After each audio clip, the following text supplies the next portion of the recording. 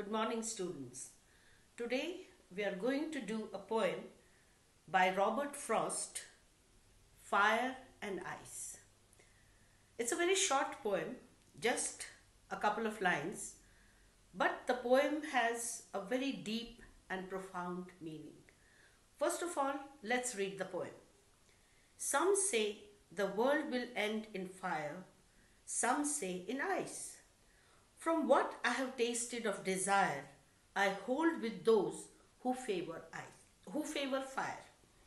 But if it had to perish twice, I think I know enough of hate to say that for destruction, ice is also great and would suffice.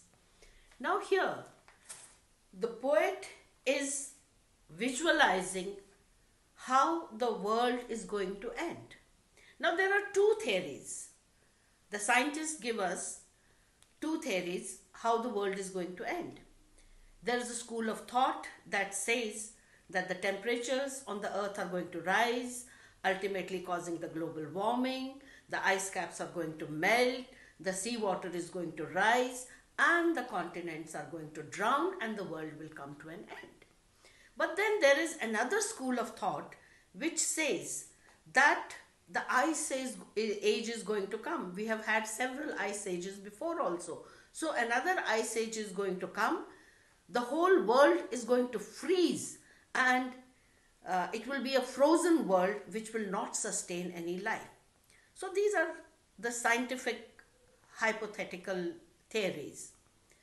But here the poet is talking the language of poetry. Though he is taking this school of thought, fire or ice, either of the two elements is going to destroy the world. But he is comparing fire with human desire, greed and lust.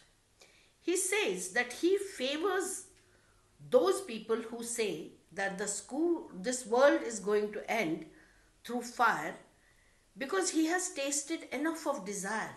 He knows about this trait of human nature, that the man is so avaricious, the man is so greedy, that he has destroyed all the resources on this earth beyond repair. The environment has been spoiled, the earth has been devastated by our greed, by our lust for more and more and more. So he feels that if the world is going to come to an end, it will be through human greed and desire. But then he thinks and he feels no. The second school of thought may also be correct. That means the world may actually end through cold, through freezing. So now what does the freezing here mean? In poetic language, what does he mean by freezing? So he compares the absolute cold with hatred. When we hate each other to such an extent that we freeze towards them. Our feelings are frozen. We are indifferent, we are cold, and we just do not care. So that kind of indifference and coldness may also kill this world, may also destroy this world, and it may be devastated. Now, what is the implied meaning or the derived meaning? Is the poet only interested in telling us how the world is going to end, whether our greed is going to end it or whether our hatred is going to end it? No. The derived meaning or the implied meaning of the poem is that it is human love, compassion, understanding, care for each other, equality, and all such feelings which will sustain life.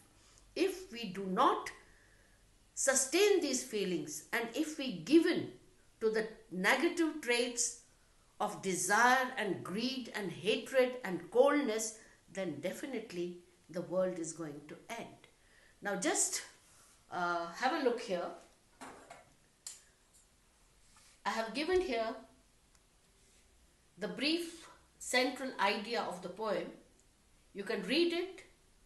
The poet displays two darkest traits of human nature, capacity of hate, which has been compared to ice, and capacity to be consumed by desire or lust, that has been compared to fire. The central idea or the derived meaning of the poem is that it is only love, compassion, mutual respect and understanding that can sustain life and bring peace on this earth. Human greed and human capacity to hate are both destructive and can destroy this world. Poet has used many poetic devices or literary devices as they are known. Let us see some of them. First is the symbolism. Now, what is symbolism? Symbolism, here the fire is the symbol of desire and ice is the symbol of hate. He uses these two elements as symbols to denote two darkest feelings of human nature, desire and hatred. Imagery. Imagery is a figure of speech where an object, a person or situation has another meaning other than the literal meaning. For example, fire and ice are not taken in their literal meaning, but they have deep connotations. Fire elicits the feeling of heat and light, yes, but also of burning and pain. Similarly, ice elicits the feeling of coldness, but also of indifference and intolerance. Next is paradox. Now, what is a paradox? A true statement which seems untrue or is contradictory to what it seems to be. For example, he says, but if the world had to perish twice. Now, the world cannot perish twice. If it has perished once, it has perished. How can it perish twice? So, it is a paradoxical statement. Alliteration. You must already be familiar with alliteration. It is the repetition of consonant sounds like some say. Here the S sound is repeated and the word will, W sound. ये काटा जा सकता है. W sound is repeated. So these are the poetic devices which lend a beauty to the poem, because the poetry is the way to express yourself in very few words beautifully. Here the poet has expressed his feeling. Now if we connect this poem to the present situation, now what kind of situation do we find ourselves in today? The whole world has been,